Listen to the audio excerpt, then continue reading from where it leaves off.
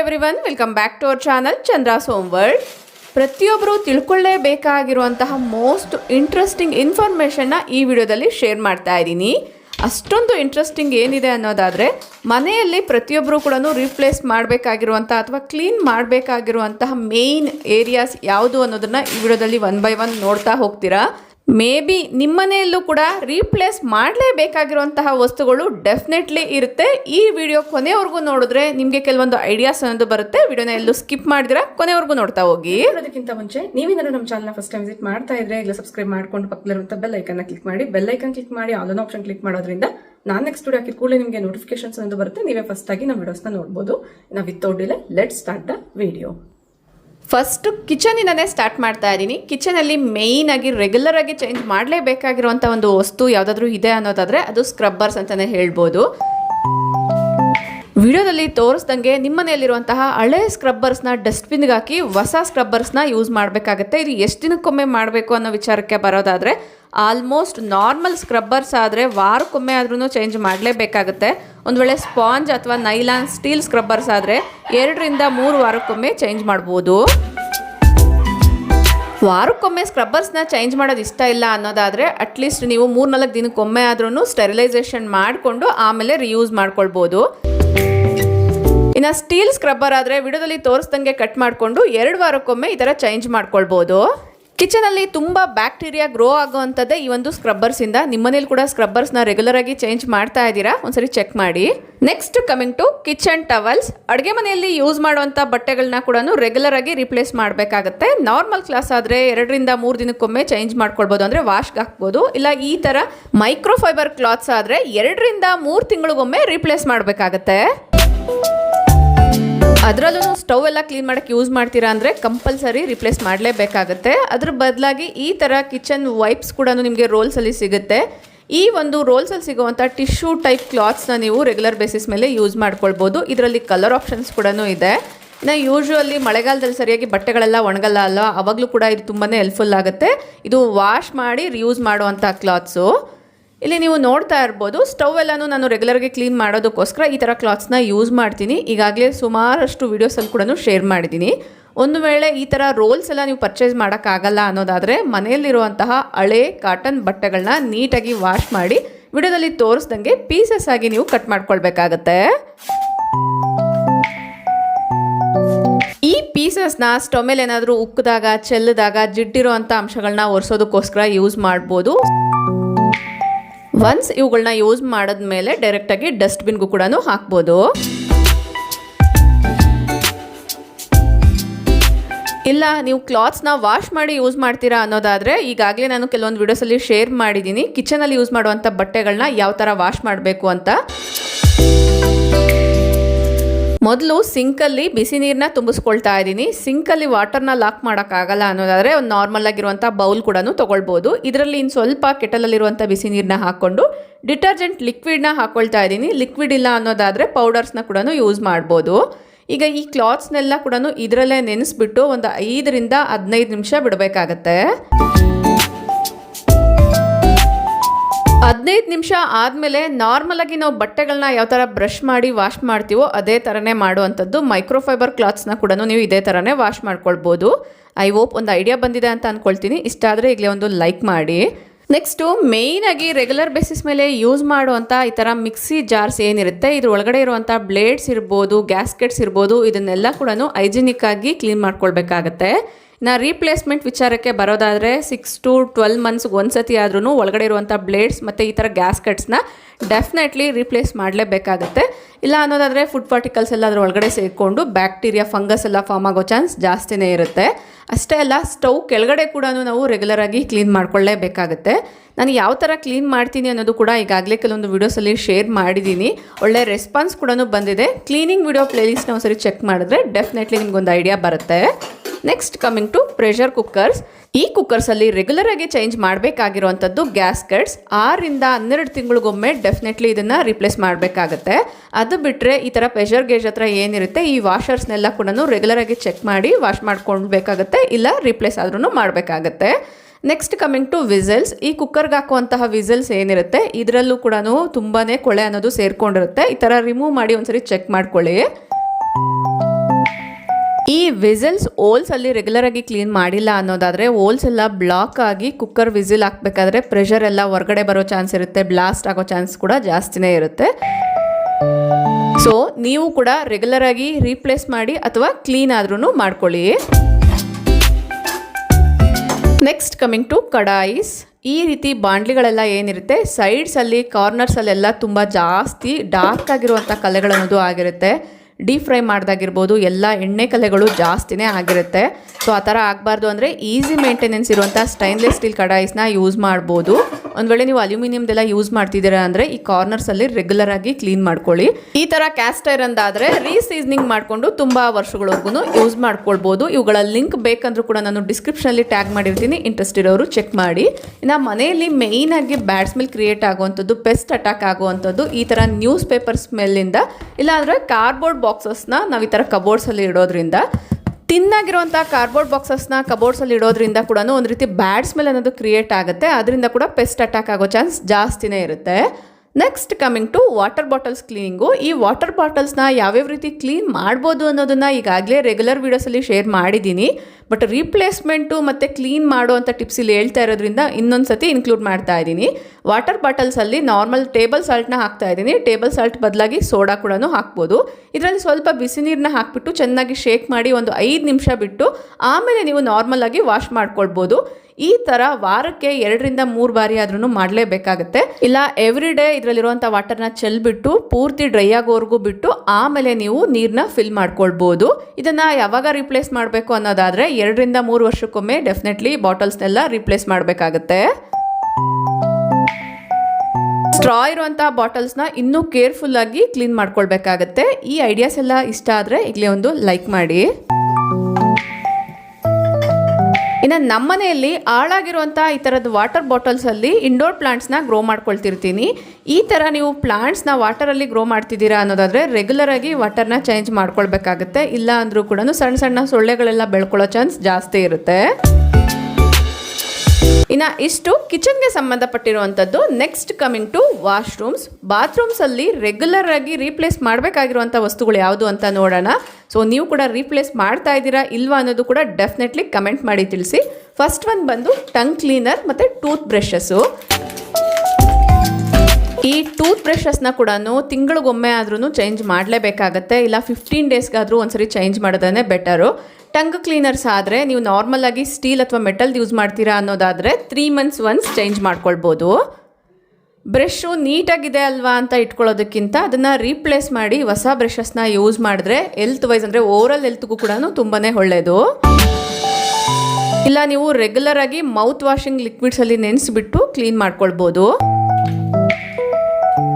Next coming to shaving blades. 5 to 7 times use ಮಾಡಿದ್ಮೇಲೆ ಈ ಬ್ಲೇಡ್ಸ್ನ ಕೂಡ ರಿಪ್ಲೇಸ್ ಮಾಡಬೇಕಾಗತ್ತೆ. ಇದರಲ್ಲೂ ಕೂಡ ತುಂಬ ಆಪ್ಷನ್ಸ್ ಇದೆ. ನೀವು ಯಾವ ಬ್ರ್ಯಾಂಡ್ ಯೂಸ್ ಮಾಡ್ತಾ ಇದ್ದೀರಾ ಅನ್ನೋದ್ರ ಮೇರೆಗೆ ಇದರ ರೀಪ್ಲೇಸ್ಮೆಂಟ್ ಅಥವಾ ಕ್ಲೀನಿಂಗ್ ಅನ್ನೋದು ಮಾಡ್ಕೊಳ್ಬೇಕಾಗತ್ತೆ. ನೆಕ್ಸ್ಟ್ ಒನ್ ಟಾಯ್ಲೆಟರೀಸ್ಗೆ ಬಿಲಾಂಗ್ ಆಗಿರಲ್ಲ, ಬಟ್ ಇದನ್ನು ವಾಶ್ರೂಮಲ್ಲೇ ಯೂಸ್ ಮಾಡಿರೋದ್ರಿಂದ ಇಲ್ಲೇ ಇನ್ಕ್ಲೂಡ್ ಮಾಡ್ತಾ ಇದ್ದೀನಿ. Cloth washing brush. ಈ ಬ್ರಷ್ನ ಎವ್ರಿ ಟೈಮ್ ಯೂಸ್ ಮಾಡಿದ್ಮೇಲೆ ನೀಟಾಗಿ ವಾಶ್ ಮಾಡಿ ಸನ್ಲೈಟಲ್ಲಿ ಡ್ರೈ ಮಾಡ್ಕೊಳ್ಬೇಕಾಗತ್ತೆ. ಇನ್ನು ರೀಪ್ಲೇಸ್ಮೆಂಟ್ ವಿಚಾರಕ್ಕೆ ಬರೋದಾದರೆ 6 ರಿಂದ 8 ತಿಂಗಳಿಗೊಮ್ಮೆ ಇದನ್ನು ರೀಪ್ಲೇಸ್ ಮಾಡ್ಕೊಳ್ಬೇಕಾಗತ್ತೆ.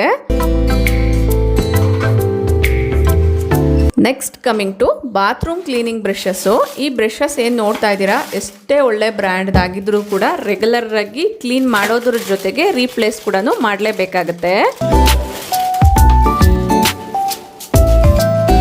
ಅಡುಗೆ ಮನೆಯಲ್ಲಿ ಸ್ಕ್ರಬ್ಬರ್ಸ್ನ ಎಷ್ಟು ರೆಗ್ಯುಲರ್ ಆಗಿ ಕ್ಲೀನ್ ಮತ್ತು ರೀಪ್ಲೇಸ್ ಮಾಡ್ತೀವೋ ಅದೇ ಥರನೇ ಬಾತ್ರೂಮ್ಸಲ್ಲೂ ಕೂಡ ಈ ಒಂದು ಬ್ರಷಸ್ನ ರೆಗ್ಯುಲರ್ ಆಗಿ ಸ್ಯಾನಿಟೈಸಿಂಗ್ ಮಾಡ್ಕೊಳ್ಬೇಕಾಗತ್ತೆ ಮತ್ತು ರೀಪ್ಲೇಸ್ಮೆಂಟ್ ಕೂಡ ಮಾಡಲೇಬೇಕಾಗತ್ತೆ.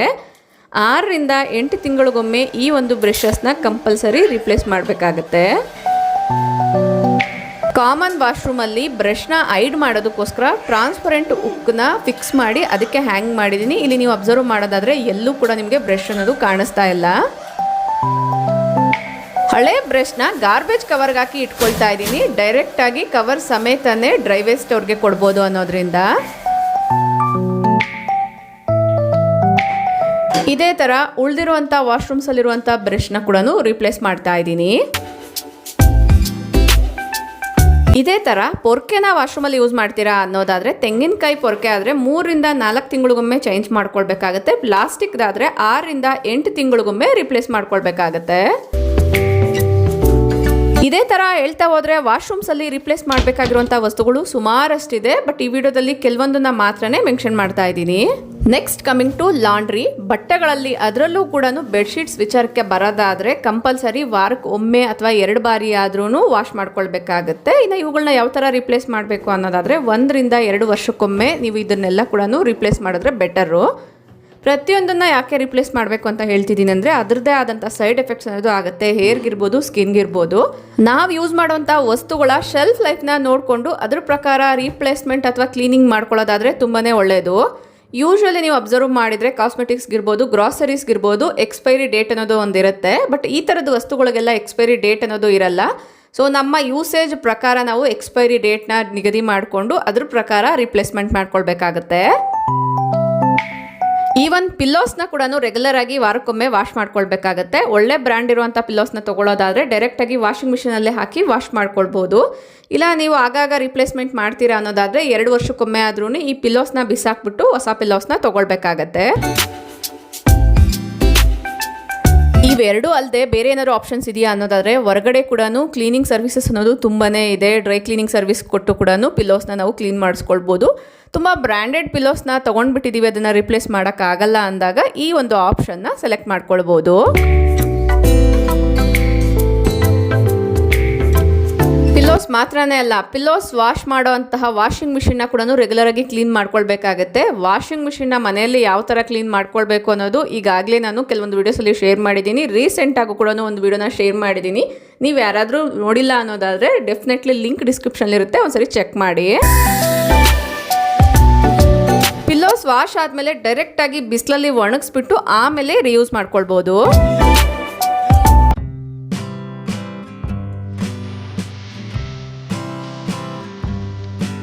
Next coming to floor mats. Floor ಮ್ಯಾಟ್ಸ್ನ ವಾರಕ್ಕೊಮ್ಮೆ ಆದ್ರೂ ವಾಶ್ ಮಾಡಲೇಬೇಕು ಅಂತ ಈಗಾಗಲೇ ಸುಮಾರಷ್ಟು ವೀಡಿಯೋಸಲ್ಲಿ ಹೇಳಿದ್ದೀನಿ. ಇನ್ನು ಬಾತ್ರೂಮ್ಸ್ ಹತ್ರ ಎಲ್ಲನೂ ಯೂಸ್ ಮಾಡುವಂಥ ಮ್ಯಾಟ್ಸ್ ಆದರೆ 3-4 ದಿನಗಳಿಗೊಮ್ಮೆ ಆದ್ರೂ ವಾಶ್ ಮಾಡಬೇಕಾಗತ್ತೆ.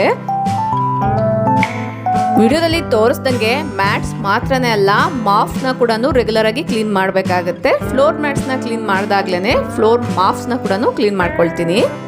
ಫಸ್ಟಿಗೆ ಬಕೆಟಲ್ಲಿ ಸ್ವಲ್ಪ ನೀರನ್ನ ತಗೊಂಡು ಡಿಟರ್ಜೆಂಟ್ ಪೌಡರು ಮತ್ತು ಅಡುಗೆ ಸೋಡಾನ ಹಾಕ್ಬಿಟ್ಟು ಇದರಲ್ಲಿ 1 hour to 2 hours ನೆನೆಸಿಡ್ತೀನಿ.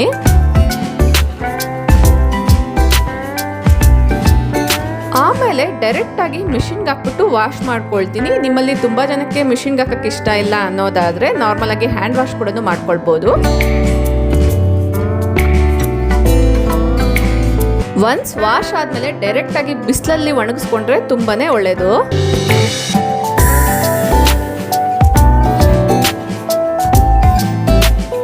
Once ಮೆಷಿನಲ್ಲಿ floor ಮ್ಯಾಟ್ಸ್ನ wash ಮಾಡಿದ್ಮೇಲೆ ಡ್ರಮ್ ಕ್ಲೀನಿಂಗ್ ಅನ್ನೋ ಆಪ್ಷನ್ನ ಸೆಲೆಕ್ಟ್ ಮಾಡ್ಕೊಳ್ತೀನಿ. ಇದರಿಂದ ಮೆಷಿನ್ ಶೆಲ್ಫ್ ಲೈಫ್ ಕೂಡ ತುಂಬ ಚೆನ್ನಾಗಿ ಬರುತ್ತೆ. ಈ ಆಪ್ಷನ್ನ ಯಾವ ಥರ ಸೆಲೆಕ್ಟ್ ಮಾಡ್ಕೊಳ್ಬೇಕು ಅನ್ನೋದನ್ನ ಈಗಾಗಲೇ ಲಾಂಡ್ರಿ ಟಿಪ್ಸ್ ಅನ್ನೋ ಒಂದು ಪ್ಲೇಲಿಸ್ಟಲ್ಲಿ ಶೇರ್ ಮಾಡಿದ್ದೀನಿ. ಇಂಟ್ರೆಸ್ಟ್ ಇರೋರು ಚೆಕ್ ಮಾಡಿ. ನೆಕ್ಸ್ಟ್ ದಿವಾನ್ ಪಿಲ್ಲೋಸ್ ಅಥವಾ ಕುಷನ್ ಕವರ್ಸ್ನ 2 ವಾರಕ್ಕೊಮ್ಮೆ ಆದ್ರೂ ವಾಶ್ ಮಾಡ್ಕೊಳ್ಬೇಕಾಗತ್ತೆ. ಇಲ್ಲಾಂದರೆ 3 ವರ್ಷಕ್ಕೊಮ್ಮೆ ಆದ್ರೂ ರಿಪ್ಲೇಸ್ ಮಾಡ್ಕೊಳ್ಬೋದು. ಯೂಶ್ವಲಿ ಈ ಥರ ಬೆಡ್ ಸ್ಪ್ರೆಡ್ಸ್ ಎಲ್ಲ ಏನಿರುತ್ತೆ ಮಕ್ಕಳು ಮಲಗೋ ಅಂಥದ್ದು ಯೂಶ್ವಲಿ ಸ್ವೆಟ್ ಆಗ್ತಿರುತ್ತೆ, ಇಲ್ಲ ತಲೆಗೆ ಎಣ್ಣೆ ಎಲ್ಲನೂ ಹಚ್ಚಿದಾಗ ಪಿಲ್ಲೋಸ್ಗೆಲ್ಲ ಅಂಟಿರುತ್ತೆ ಅಲ್ವಾ, ಅಂಥದ್ದನ್ನು ನೀವು ಸೋಪ್ ವಾಟರಲ್ಲಿ ನೆನೆಸ್ಬಿಟ್ಟು ಆಮೇಲೆ ಈ ಥರ ಜಸ್ಟ್ ನಾರ್ಮಲಾಗಿ ಬ್ರಷ್ ಮಾಡಿಬಿಟ್ಟು ಡೈರೆಕ್ಟಾಗಿ ವಾಷಿಂಗ್ ಮಿಷಿನಲ್ಲಿ ಹಾಕಿ ಕೂಡ ವಾಶ್ ಮಾಡ್ಕೊಳ್ಬೋದು. ಆಗ ಕೊಳೆ ಅನ್ನೋದು ತುಂಬ ನೀಟಾಗಿ ಕ್ಲೀನ್ ಆಗುತ್ತೆ.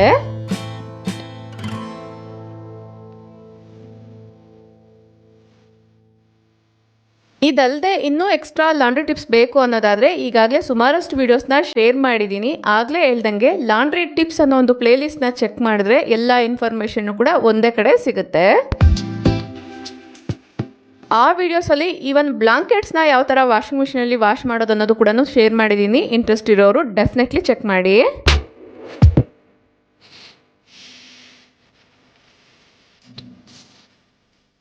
Next coming to bath towels. Bath ಟವಲ್ಸ್ನ 2-3 ದಿನಕ್ಕೊಮ್ಮೆ ಆದ್ರೂ ವಾಶ್ಗೆ ಹಾಕಬೇಕಾಗತ್ತೆ. ಇನ್ನು 6-12 ತಿಂಗಳಿಗೊಮ್ಮೆ ಆದ್ರೂ ರಿಪ್ಲೇಸ್ಮೆಂಟ್ ಮಾಡ್ಕೊಳ್ಬೇಕಾಗತ್ತೆ. ಸೊ ಈ ಟವಲ್ಸ್ನ ವಾಶ್ ಮಾಡೋದಕ್ಕೋಸ್ಕರ ಸ್ವಲ್ಪ ಸೋಪ್ ಪೌಡರ್ನ ನೀರಲ್ಲಿ ಹಾಕಿಬಿಟ್ಟು ಅದರಲ್ಲೇ ನಾನು ವೈಟ್ ಟವಲ್ಸ್ನ ವಾಶ್ ಮಾಡ್ತಾ ಇರೋದ್ರಿಂದ ವೈಟ್ ಫ್ಯಾಬ್ರಿಕ್ ಕ್ಲೀನರ್ ಬರುತ್ತೆ ಅಲ್ವಾ, ಅದನ್ನು ಕೂಡ ಹಾಕಿಬಿಟ್ಟು ಈ ಟವಲ್ಸ್ನೆಲ್ಲ ಕೂಡ ಈ ನೀರಲ್ಲಿ ನೆನೆಸಿಡ್ತಾ ಇದ್ದೀನಿ. 1 ಅವರ್ ನೆನೆಸಿಟ್ಟು ಆಮೇಲೆ ಮಿಷಿನ್ಗೆ ಹಾಕಿ ವಾಶ್ ಮಾಡ್ಕೊಳ್ತೀನಿ. ಕಲೆಗಳೆಲ್ಲನೂ ನೀಟಾಗಿ ಕ್ಲೀನ್ ಆಗುತ್ತೆ ಅನ್ನೋದ್ರಿಂದ. ಎಷ್ಟೇ ಕಾಸ್ಟ್ಲಿ ಬೆಡ್ ಆದ್ರೂ ಆಗಾಗ ರೀಪ್ಲೇಸ್ ಮಾಡಲೇಬೇಕು ಅಂತ ಹೇಳ್ತಾರೆ. ಈ ಮ್ಯಾಟ್ರೀಸ್ನ ರೀಪ್ಲೇಸ್ ಮಾಡೋ ವಿಚಾರಕ್ಕೆ ಬರೋದಾದರೆ 8 ರಿಂದ 10 ವರ್ಷಕ್ಕೊಮ್ಮೆ ಆದ್ರೂ ರೀಪ್ಲೇಸ್ ಮಾಡಬೇಕಂತೆ. ಕ್ಲೀನಿಂಗ್ ವಿಚಾರಕ್ಕೆ ಬರೋದಾದರೆ 3 months ಒನ್ಸ್ ಕ್ಲೀನ್ ಮಾಡ್ಕೊಳ್ಬೋದು. ಯೂಶ್ವಲಿ ನಾನು ಮನೇಲಿ ಯಾವ ಥರ ಕ್ಲೀನ್ ಮಾಡ್ತೀನಿ ಅನ್ನೋದಾದರೆ ವಿಡಿಯೋದಲ್ಲಿ ತೋರಿಸ್ದಂಗೆ ಅಡುಗೆ ಸೋಡಾನ ಎಲ್ಲ ಕಡೆ ಸ್ಪ್ರೆಡ್ ಮಾಡಿಬಿಟ್ಟು ಒಂದು ಬ್ರಷ್ನ ಸಹಾಯದಿಂದ ಈ ಥರ ಬ್ರಷ್ ಮಾಡ್ಕೊಳ್ತೀನಿ. ಏನಾದರೂ ಅಲ್ಪ ಸ್ವಲ್ಪ ತೇವಾಂಶ ಬ್ಯಾಡ್ ಸ್ಮೆಲ್ ಏನಾದರೂ ಇದ್ರೂ ಕೂಡ ರಿಮೂವ್ ಆಗುತ್ತೆ ಅನ್ನೋದ್ರಿಂದ. ಇದಕ್ಕೆ ಸಂಬಂಧಪಟ್ಟಿರುವಂಥ ಡೀಟೇಲ್ ವಿಡಿಯೋಸ್ನ ಈಗಾಗಲೇ ಶೇರ್ ಮಾಡಿದ್ದೀನಿ. ಇಷ್ಟೆಲ್ಲ ಎಫರ್ಟ್ಸ್ ಹಾಕಿ ಕ್ಲೀನ್ ಮಾಡೋಷ್ಟು ಟೈಮ್ ಇಲ್ಲ ಅಂತ ಅಂದವರು ಸುಮಾರಷ್ಟು ಕ್ಲೀನಿಂಗ್ ಸರ್ವಿಸಸ್ ಅನ್ನೋದು ಇದೆ. ಪ್ರತಿಯೊಂದಕ್ಕೂ ಕೂಡ ಅದರದ್ದೇ ಆದಂಥ ಕ್ಲೀನಿಂಗ್ ಟೂಲ್ಸ್ನ ಯೂಸ್ ಮಾಡಿ ಕೂಡ ಕ್ಲೀನ್ ಮಾಡ್ತಾರೆ. ಅಂಥ ಒಂದು ಸರ್ವಿಸ್ನ ನೀವು ಸೆಲೆಕ್ಟ್ ಮಾಡ್ಕೊಳ್ಬೋದು. ನೆಕ್ಸ್ಟು ಲೇಡೀಸ್ ರೆಗ್ಯುಲರ್ ಆಗಿ ಫಂಕ್ಷನ್ ಇದ್ದಾಗೆಲ್ಲನೂ ಯೂಸ್ ಮಾಡೋವಂಥದ್ದು ಸ್ವೆಟ್ ಪ್ಯಾಡ್ಸ್. ಒಳ್ಳೆ ಕಾಸ್ಟ್ಲಿ ಸ್ಯಾರೀಸ್ ಎಲ್ಲನೂ ವೇರ್ ಮಾಡಿದಾಗ ಫ್ಯಾಬ್ರಿಕ್ ಹಾಳಾಗಬಾರ್ದು ಅನ್ನೋದ್ರಿಂದ ಸ್ವೆಟ್ ಪ್ಯಾಡ್ಸ್ನ ಯೂಸ್ ಮಾಡ್ತಾ ಇರ್ತೀವಿ. ಯೂಸ್ ಆ್ಯಂಡ್ ಥ್ರೋ ಆದರೆ ಒನ್ಸ್ ಯೂಸ್ ಮಾಡಿದ್ಮೇಲೆ ಬಿಸಾಕ್ತೀವಿ. ಅದೇ ನೀವು ವಾಷಬಲ್ ಸ್ವೆಟ್ ಪ್ಯಾಡ್ಸ್ನ ಯೂಸ್ ಮಾಡ್ತಿದ್ದೀರಾ ಅನ್ನೋದಾದರೆ ರೆಗ್ಯುಲರ್ ಆಗಿ ಇದನ್ನು ವಾಶ್ ಮಾಡ್ಕೊಳ್ಳೋದ್ರ ಜೊತೆಗೆ ರೀಪ್ಲೇಸ್ ಕೂಡ ಮಾಡ್ಕೊಳ್ಬೇಕಾಗತ್ತೆ. ಇದೇ ಥರ ನ್ಯಾಪ್ಕಿನ್ಸ್ ಆ್ಯಂಕರ್ಚಿಪ್ಸ್ ಎಲ್ಲ ಏನು ಯೂಸ್ ಮಾಡ್ತೀವಿ ಇವುಗಳನ್ನ ಕೂಡ ಒನ್ಸ್ ಯೂಸ್ ಮಾಡಿದ್ಮೇಲೆ ವಾಶ್ ಮಾಡ್ಕೊಳ್ಬೇಕಾಗತ್ತೆ. ಅದೇ ಥರ 3 ರಿಂದ 6 ತಿಂಗಳಿಗೊಮ್ಮೆ ರೀಪ್ಲೇಸ್ ಮಾಡ್ಕೊಳ್ಬೇಕಾಗತ್ತೆ. ನೆಕ್ಸ್ಟ್ ಇನ್ನರ್ಸ್ನ ಕೂಡ 6 months ಒನ್ಸ್ ಆದ್ರೂ ರೀಪ್ಲೇಸ್ ಮಾಡಬೇಕಾಗತ್ತೆ. ಯೂಶ್ವಲಿ ನಿಮ್ಗೇನಾದ್ರು ಸ್ಕಿನ್ ಇನ್ಫೆಕ್ಷನ್ಸ್ ಇದ್ದರೆ ಡಾಕ್ಟರ್ಸ್ ಹೇಳೇ ಇರ್ತಾರೆ. ಸೊ ಇನ್ನರ್ಸ್ನ ರೆಗ್ಯುಲರ್ ಆಗಿ ರೀಪ್ಲೇಸ್ ಮಾಡ್ತಾ ಇರಿ, ಇಲ್ಲ ಅನ್ನೋದಾದರೆ ಇನ್ಫೆಕ್ಷನ್ಸ್ ಜಾಸ್ತಿ ಆಗುತ್ತೆ ಅಂತ. ಸೊ ನನಗೆ ಕಂಫರ್ಟ್ ಇಲ್ಲದೆ ಇರೋ ಕಾರಣ ಇದ್ರ ಬಗ್ಗೆ ತುಂಬ ಜಾಸ್ತಿ ಇನ್ಫಾರ್ಮೇಷನ್ನ ಕೊಡ್ತಾ ಇಲ್ಲ. ನಿಮ್ಗೆ ಈಗಾಗಲೇ ಗೊತ್ತೇ ಇರುತ್ತೆ ಇದ್ರ ಬಗ್ಗೆ ಎಲ್ಲ ಅಂದ್ಕೊಂಡಿದ್ದೀನಿ. Next coming to soft toys. Soft ಟಾಯ್ಸ್ನ 2 ರಿಂದ 3 ವಾರಕ್ಕೊಮ್ಮೆ ಆದ್ರೂ ವಾಶ್ ಮಾಡ್ಕೊಳ್ಬೇಕಾಗತ್ತೆ. ಇನ್ನು ನೀವೇನಾದ್ರು ರೀಪ್ಲೇಸ್ ಮಾಡ್ತೀರಾ ಅನ್ನೋದಾದರೆ 3 ವರ್ಷಕ್ಕೊಮ್ಮೆ ರೀಪ್ಲೇಸ್ ಮಾಡ್ಕೊಳ್ಬೋದು. ಈ ಸಾಫ್ಟ್ ಟಾಯ್ಸ್ನ ಈಸಿಯಾಗಿ ವಾಷಿಂಗ್ ಮಿಷಿನಲ್ಲೂ ಕೂಡ ವಾಶ್ ಮಾಡ್ಕೊಳ್ಬೋದು. ಯೂಶ್ವಲಿ ಇವುಗಳನ್ನ ಮಕ್ಕಳು ತುಂಬ ಜಾಸ್ತಿ ಯೂಸ್ ಮಾಡ್ತಾ ಇರ್ತಾರೆ. ಇದ್ರ ಮೇಲಿರುವಂಥ ಡಸ್ಟಿಂದ ಕೂಡ ತುಂಬ ರೀತಿಯ ಇನ್ಫೆಕ್ಷನ್ಸ್ ಆಗೋ ಚಾನ್ಸ್ ಜಾಸ್ತಿ ಇರುತ್ತೆ. 2 ರಿಂದ 3 ವಾರಕ್ಕೊಮ್ಮೆ ಆದರೂ ನೀವು ವಾಶ್ ಮಾಡಿ ಇಟ್ಕೊಳ್ಳೋದಾದರೆ ಹೈಜಿನಿಕ್ ಆಗಿರುತ್ತೆ. ಇವುಗಳ ವಾಶ್ ಬಗ್ಗೆ ಈಗಾಗಲೇ ಡೀಟೇಲ್ ವಿಡಿಯೋನ ಶೇರ್ ಮಾಡಿದ್ದೀನಿ. ಇಂಟ್ರೆಸ್ಟ್ ಇರೋರು ಚೆಕ್ ಮಾಡಿ. ಐ ಹೋಪ್ ಈ ವಿಡಿಯೋ ನೋಡಿದ್ಮೇಲೆ ನಿಮ್ಮನೆಯಲ್ಲೂ ಕೂಡ ರೆಗ್ಯುಲರ್ ಆಗಿ ಚೇಂಜ್ ಮಾಡಬೇಕಾಗಿರುವಂತ ವಸ್ತುಗಳು ತುಂಬಾನೇ ಇದೆ ಅಂತ ಅನ್ಕೊಳ್ತೀನಿ. ನಿಮ್ಮನೆಯಲ್ಲಿ ಯಾವ್ದನ್ನ ರೆಗ್ಯುಲರ್ ಆಗಿ ಚೇಂಜ್ ಮಾಡಬೇಕು ಅಂತ ಅನ್ಕೊಳ್ತಾ ಇದ್ದೀರಾ? ಇಷ್ಟ ದಿನ ನೀವು ಯಾವ್ದನ್ನ ಮಿಸ್ ಮಾಡಿದೀರಾ? ಡೆಫಿನೆಟ್ಲಿ ಕಮೆಂಟ್ ಮಾಡಿ ತಿಳಿಸಿ. ಈ ವಿಡಿಯೋನ ಇಲ್ಲಿಗೆ ಎಂಡ್ ಮಾಡ್ತಾ ಇದ್ದೀನಿ. ಈ ವಿಡಿಯೋದಲ್ಲಿ ತೋರಿಸಿರುವಂತಹ ಕೆಲವೊಂದು ಪ್ರಾಡಕ್ಟ್ಸ್ ಲಿಂಕ್ಸ್ ನ ಕೂಡ ನಾನು ಡಿಸ್ಕ್ರಿಪ್ಷನ್ ಅಲ್ಲಿ ಟ್ಯಾಗ್ ಮಾಡಿರ್ತೀನಿ. ಇಂಟ್ರೆಸ್ಟ್ ಇರೋರು ಚೆಕ್ ಮಾಡಬಹುದು. ಇನ್ನೊಂದು ಇಂಟ್ರೆಸ್ಟಿಂಗ್ ಆಗಿರುವಂತಹ ವಿಡಿಯೋ ಜೊತೆಗೆ ಮತ್ತೆ ಸಿಗೋಣ. ಅಲ್ಲಿವರೆಗೂ ಟೇಕ್ ಕೇರ್, ಬೈ ಬೈ, ನಮಸ್ತೆ, ಥ್ಯಾಂಕ್ ಯು ಫಾರ್ ವಾಚಿಂಗ್.